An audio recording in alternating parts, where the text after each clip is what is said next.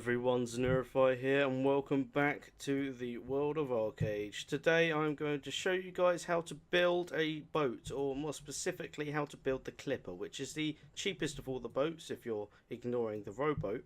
And it requires 50 Gilder Stars to purchase, and I'll basically very concisely quickly show you how you actually build the boat, and I'll actually show you me doing it, if you get what I mean.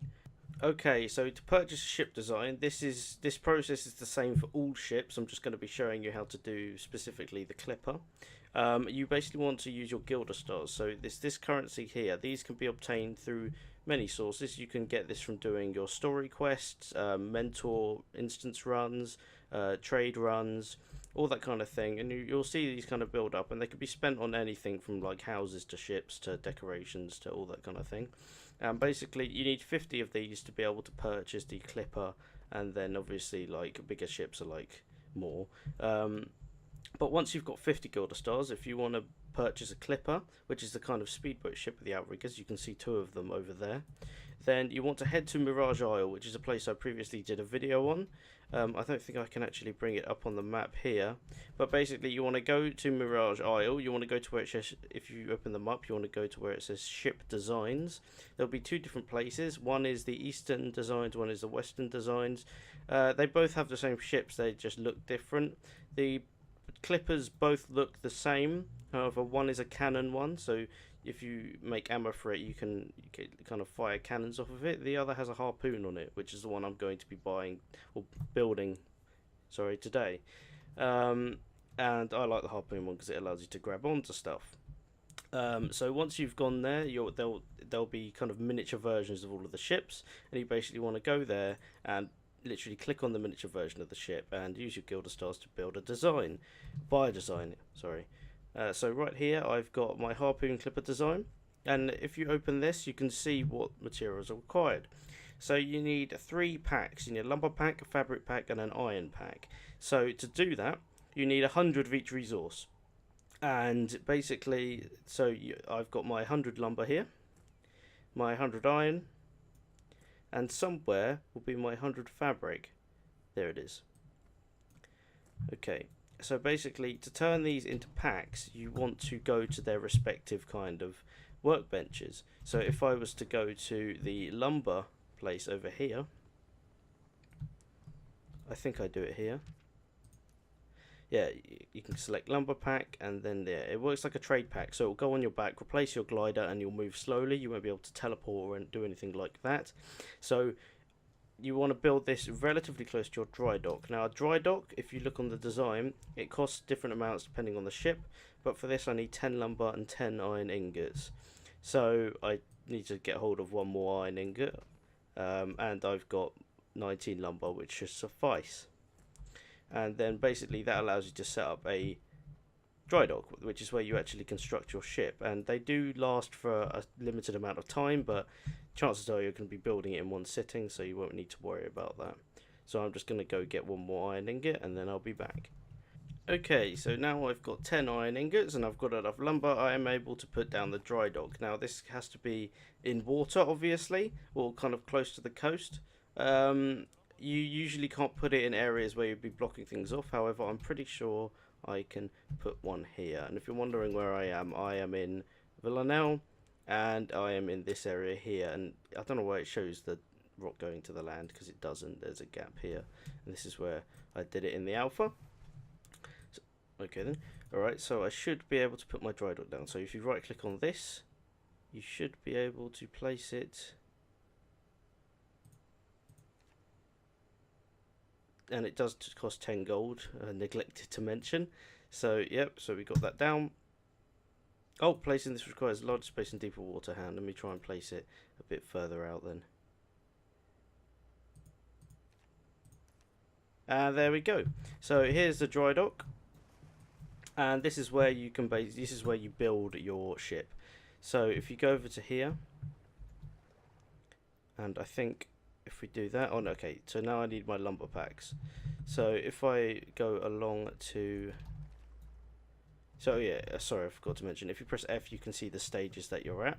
So first you need the lumber pack, then the iron pack, then the fabric pack, and then you just need to spend some labour actually building it. And it's protected for 2 days, 23 hours. So you do have quite a long time. Each stage does use labour, so I recommend that you kind of only do it if you've got enough. I hope I've got enough. But so yeah, so now you want to actually make your packs. So I need the lumber pack first, so I need to go back to where I was before, over here. I recommend this area because all of the workstations for the various packs are quite close to the water. So yeah, I mean you are slow when you carry them, so I recommend going somewhere close to the water. So if I go here, lumber pack, craft.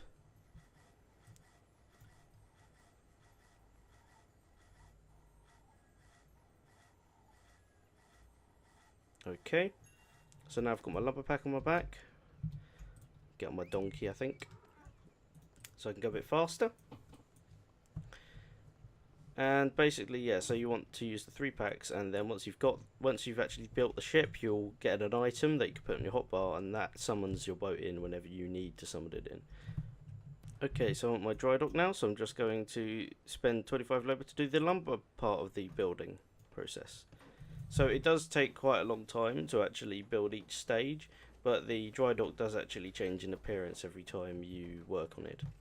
Okay, so the lumber pack is done now, so you can see the dry dock has actually changed. I've got like a ramp now, and you can actually go onto the dry dock, which is pretty cool. So now I need to go get the iron pack. So I think for me, I think there's a furnace right here. I just need to see if it's the right type of furnace. It's a smelter. Yep. So if I go into here, go to metalwork, metal, iron pack, craft, same as before.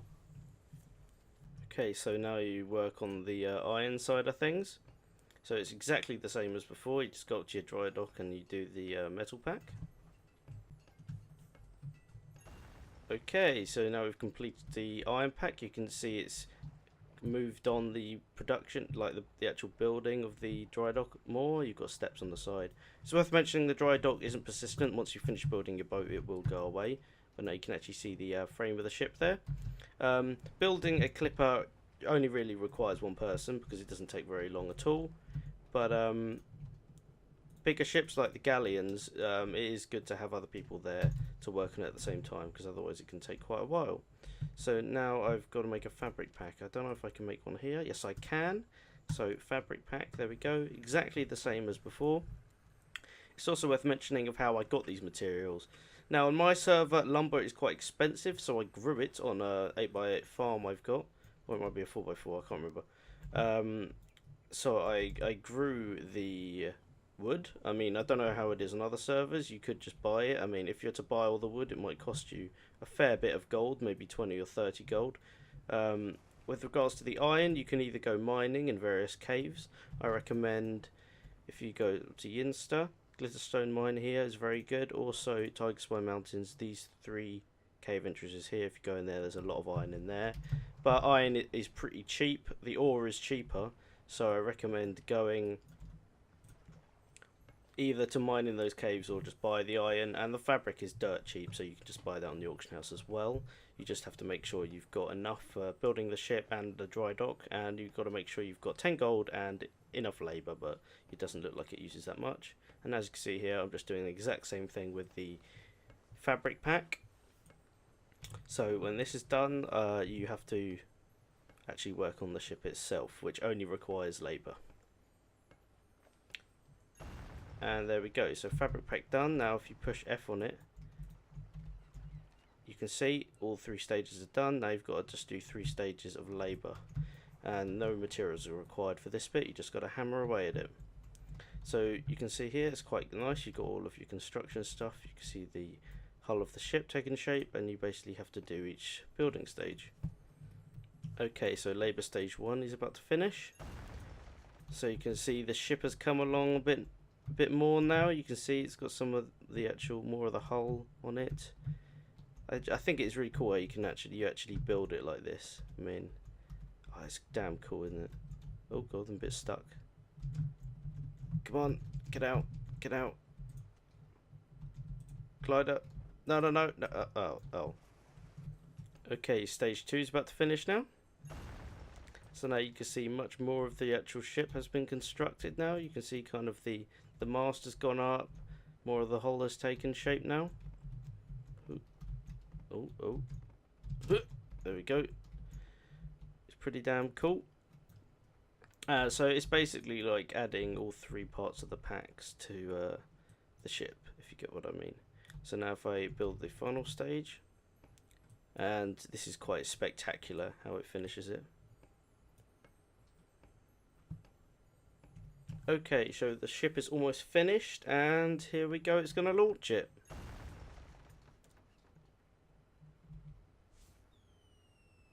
Here we go. How glorious is that?